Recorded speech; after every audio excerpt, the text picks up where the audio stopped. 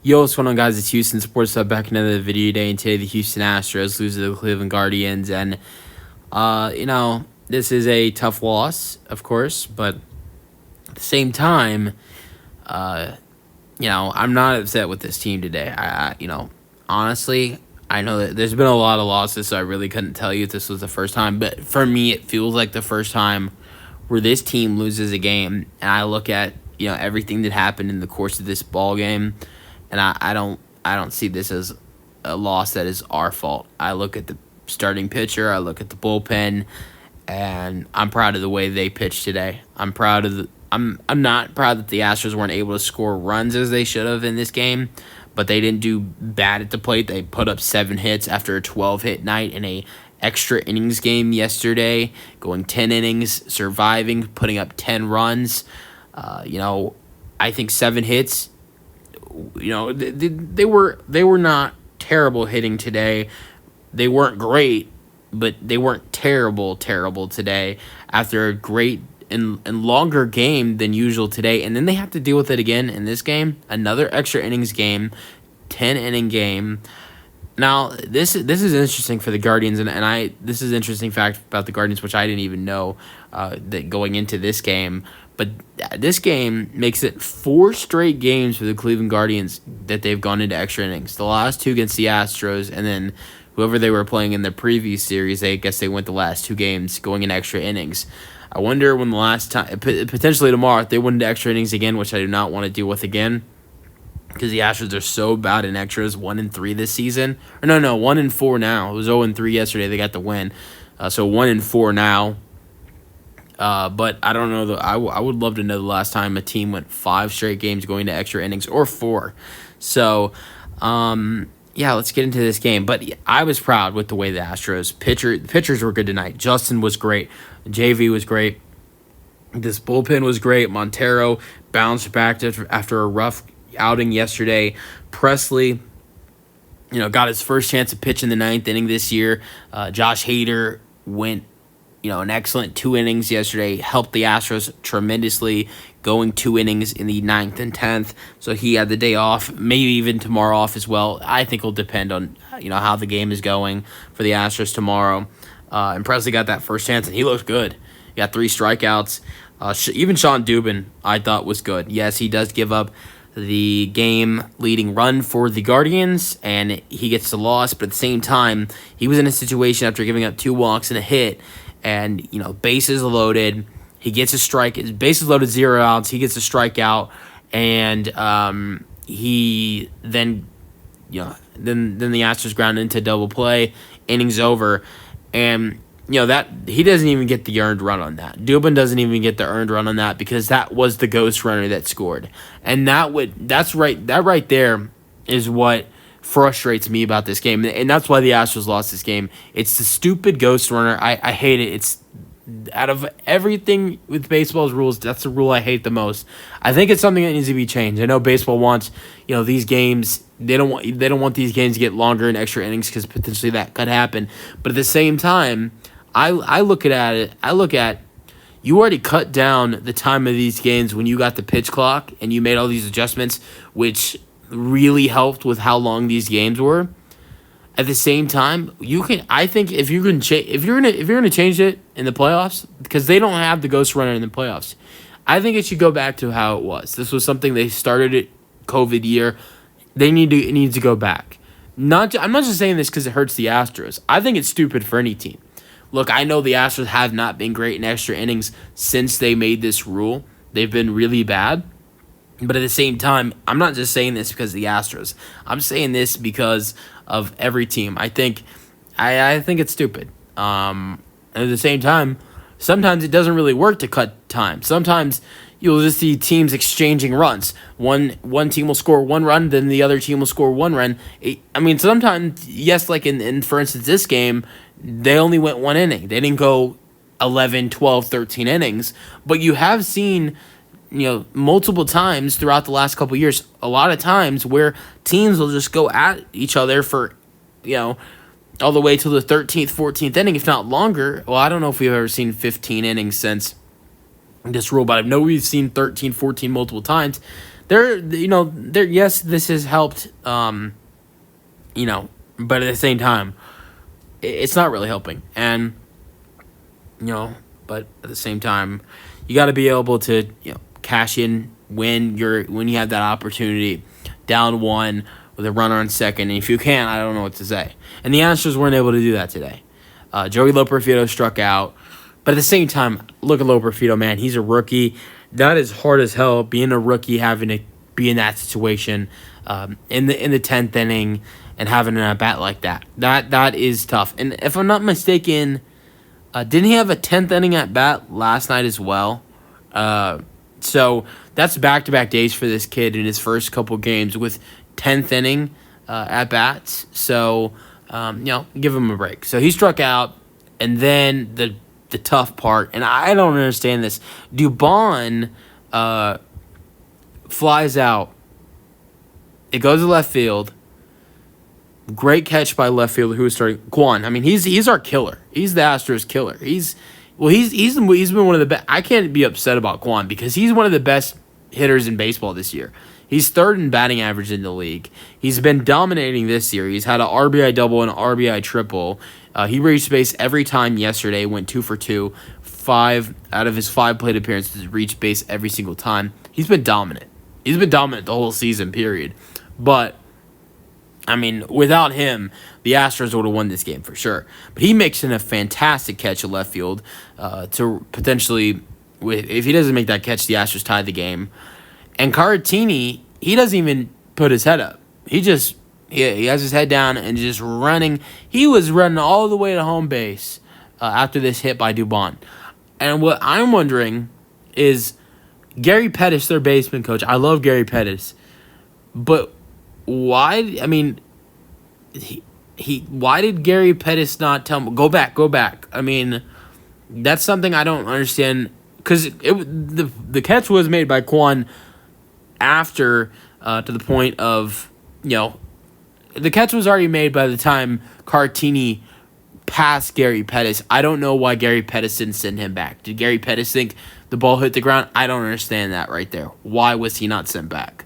But, I mean, the left fielder, Kwon, not only with how fast he is, even if he was slow, sorry, because this kid is really fast. He is fast. But with how fast he is, even if he was slow, he would have been able to walk to second base to get Caratini out. That was how far Caratini was from where he was supposed to be. And it's really tough. But at the same time, I look at it as we can't hate on Caratini because you know where we'd be without him yesterday? The Astros would have lost yesterday's game. He was the hero yesterday, so I'm going to cut him some slack. He's been good for this team today. Wasn't very good today. He was 0 for 4, and his batting average is still 282, so he's been fantastic. But before I go over this game, there was someone that made a comment, and I think it was on a video that was Jose Abreu being optioned. And this person said a couple interesting things. I don't want to get the username wrong, but I think it was Paige. I think it was like Paige Pursley 500. He's someone who comments on my channel frequently when it's involving the Astros, Rockets, or Texans. So he's a a frequent listener and a subscriber. I don't know if he's subscribed or not, but in this comment made multiple comments that I will get to. Number one, Bregman's pop-ups is something that he said. It's atrocious. I mean, Bregman went 0 for 4 today. He popped out yet again. I mean, I wonder what the streak is of Bregman popping out in a game. And if there was a way for me to bet on it, I'd bet on it. No, I'm just kidding. All right, so the other thing that this person said, which intrigued me so much, I wanted to talk about it on this post game, is potentially putting Jeremy Pena at the 2 spot. Jeremy Pena went 1 for 4 today. He had a really good day yesterday. I think he went 2 for 4, 2 for 5, something like that. He's been great all season. He's batting .325. Putting him at the 2 spot. You've tried Tucker. He wasn't bad, but with how bad Bregman was doing. I mean, no, we had Jordan at 2, right? Yeah, we had Jordan at 2. that really wasn't working out. Wanted to put Bregman at 2 just because he was struggling. I mean, at times Bregman being at the 2 spot has worked out, but then he has days like today where he goes 0 for 4. I mean, he had a day like yesterday where he hits a 3-run bomb. So I don't really know what to think of it as. But I think having 2 of your best hitters at 1 and 2, if just looking at batting average with Altuve and Pena, 341 for Altuve and 325 for Pena, would be a great idea. And here's the lineup suggestion I have if you potentially make this move. I'm going to go over the full lineup. So this is the lineup. If you're going to try Pena, if you're going to put Pena at the 2 spot, I'd love to see them roll with this lineup. Altuve at leadoff, Pena at the 2 spot. Then batting 3, put Kyle Tucker. At 4, Yordan Alvarez. You've tried Yordan Alvarez at 3. You've tried him at 2. Put him at cleanup, where he's been for most of his career. And not only that, but at the same time, Yordan also is the best hitter in your lineup. The most power in your lineup. He's your best power hitter in the lineup. And, you know, most of the time in your lineup, the best hitter is going to be at the cleanup. Then at 5, put Bregman. At 6, Yainer Diaz. At 7, John Singleton. And this is just until Chas McCormick comes back from the injured list, and maybe until they call back up Jose Abreu. But just for the team that's on there right now, John Singleton at 7, Joey Loperfido at 8, playing left field probably, or center, whatever he's doing.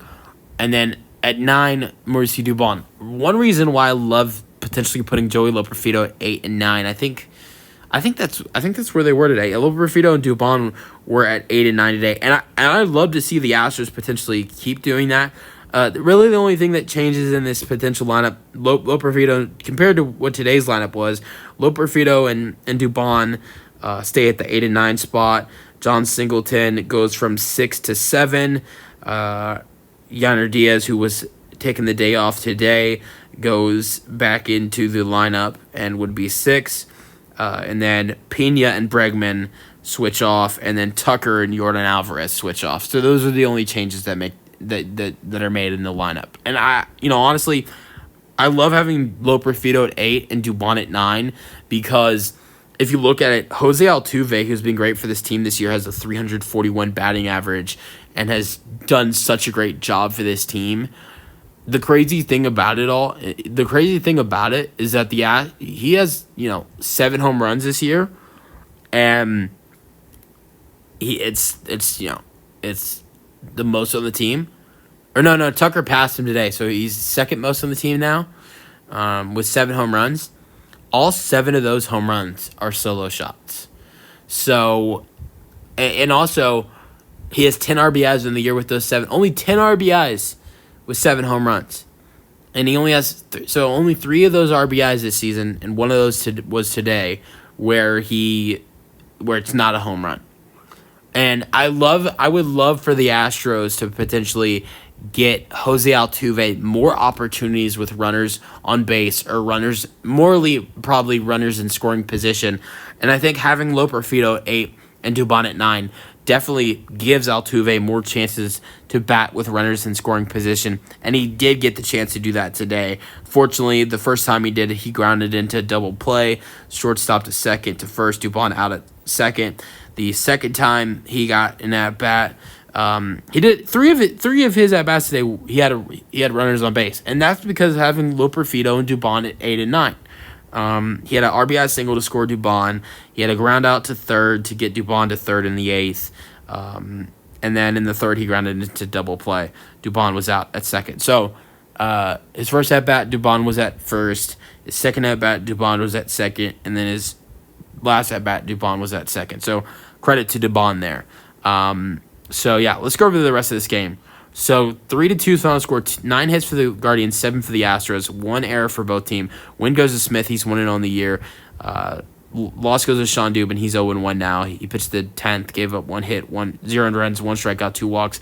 Good outing by Sean Dubin. He got himself out of a terrible position that was set up because of that ghost runner, which is so stupid. Save goes to Clase. He's a tough pitcher. This is his 9th save of the year. Pitched the I think he pitched the nine. No, he pitched the 10th for the Guardians. So scoring summary: Brennan hit a home run to right center, threw it to 77 feet. 1-0 was the first run to be scored in the fifth. Then the fifth inning, Quan tripled to right. He's so fast. Rosicho scored. It's 2-0. Sixth inning and seventh inning, the Astros again. This one thing I love. Both games been able to come back pretty easily in both of these games. Sixth inning, Jose Altuve single to center. Dubon scores. That starts the rally. In the sixth inning, it's 2-1. In the seventh inning, Kyle Tucker hits a moonball home run to right center, 422 feet. It's 2-2. 10th inning, Quan hits another. He kills us again. A double to left. Arias scored. Richicho to third. It's 3-2. And the Astros are unable to score in the 10th. Altuve went 1 for 4 today. Already went over what he did. Bregman was 0 for 4, struck out twice, popped out once, grounded out once. Gordon struggling. He is in like a 0 for 12 right now.